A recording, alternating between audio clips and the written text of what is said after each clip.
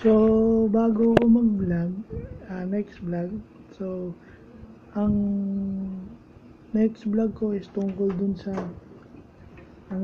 pagpapababa nung quarantine days ng mga bakunado at yung mga mild and asymptomatic kumpara dun sa mga hindi bakunado at severe cases. So, natatandaan nyo, sinabi ko kahapon na mas malaki yung probability na madedo yung nagpabakuna at yung hindi nagpabakuna kaysa dun sa nagpabakuna. Well, yun din yun. Pag mild and asymptomatic ka, yan yun eh. Magkaka-COVID ka, pero pag tinamaan ka kung ikaw ay bakunado at may booster, ikaw mako-considered lang na mild. So, kaya nga lang i-isolate para hindi ka na makahawa. Then, after, from 10 days ata, 7 days na lang. So, 7 days, isang linggo ka na lang magka-quarantine. 7 days na lang ang titiisin mo. Based dun sa bagong guidelines na ipinalabas ng Department of Health. Kasi yung mga severe cases at yung mga unvaccinated, yun 10 days to 21 days. So 3 linggo yung kanilang quarantine. Depende dun sa severity o kung gaano kagrabe yung COVID na tumama sa kanila, whether it's Delta variant or Omicron variant. So, tingnan nyo na lang yung advantage ng nagpapabakuna. Mas maliit yung araw na magka-quarantine ka. At minsan, yung ginagawa ngayon, nag-home quarantine na lang para hindi mapuno yung mga ospital o yung mga quarantine facility. Kaso, ang hirap nun, kailangan yung kwarto mo, yung lugar na kung saan ka nagka-quarantine, may sariling banyo. Okay, hindi ka pwedeng gumamit ng banyo doon sa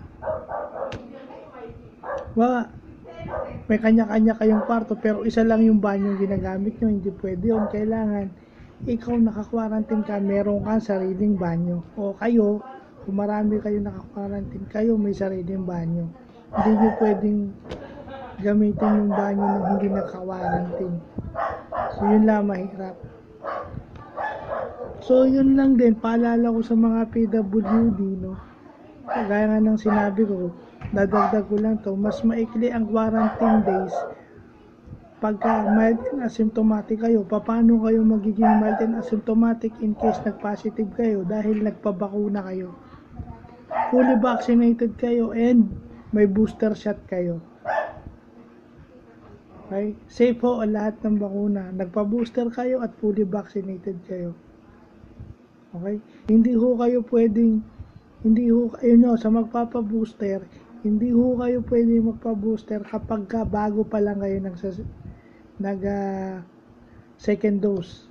O 1 week pa lang kayo nagpapa second dose, hindi pa pwede yung kailangan 1 month or 2 months after nung maging fully vaccinated, tsaka pa lang ho kayo magpapa-booster. Kasi nagde-develop pa ho ng kumbaga nag-a-adjust yung katawan nyo, ngayon palang tinatanggap ng katawan nyo yung bakuna. Yung booster, kaya nga booster yung para palakasin yung mga antibodies na lumalaban dun sa COVID virus. In case tamaan kayo, nilalabanan na ng katawan nyo yung virus, kaya naging asymptomatic kayo. Yun ang dahilan. Isa sa mga dahilan bakit kayo asymptomatic. So yan ho ang advantage ng pagbabakuna. Yan ho hindi haka-haka. Yan ho nakalagay sa science. Yan ho napatunayan ng medicine yan. Yung mga anak nating sanggol, mga pamangkin natin o pinsan na sanggol, bakit ho natin pinababakunan at may booster pa yung iba para tumiba yung immune system nila laban sa mga anumang sakit. Kaya 'di ba required din silang bakuna. O yung maliliit na sanggol dumaan sa ganun. Lahat naman tayo siguro nung maliit dumaan sa ganun. O so bakit ngayon takot kayo? Siyempre, yun na nga sinasabi, yung medical certificate na yun, doktor lang ang magsasabi kung pwede kayong bakunahan. Kasi meron naman na after mabakunahan, tsaka lumalabas yung sakit. Oh. Kasi baka hindi nga, lagi ko na sinasabi yan, baka kaya hindi kayo nagpapadoktor dahil takot kayo sa mga nararamdaman nyo. Or baka takot kayo na kung anong lumabas sa inyong sakit, isi-certify naman ng doktor yan eh. Sa bawat vaccine hub, o sa vaccination area, merong post-monitoring. Okay?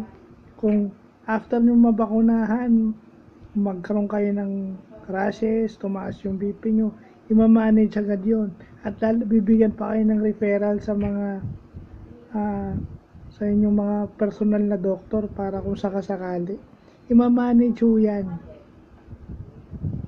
So kung takot kayo sa mga sakit na posibleng lumabas, kaya nga ho kayo kailangan magpa-doktor para masabi kung pwede kayong bakunahan at hindi.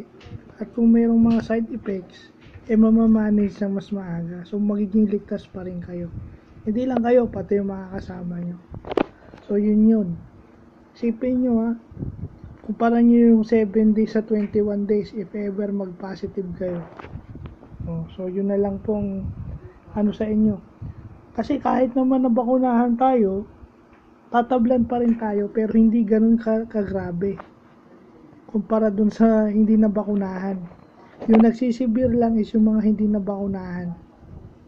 So kung nabakunahan kayo, wala na kayong dapat ikatakot. So yun lang.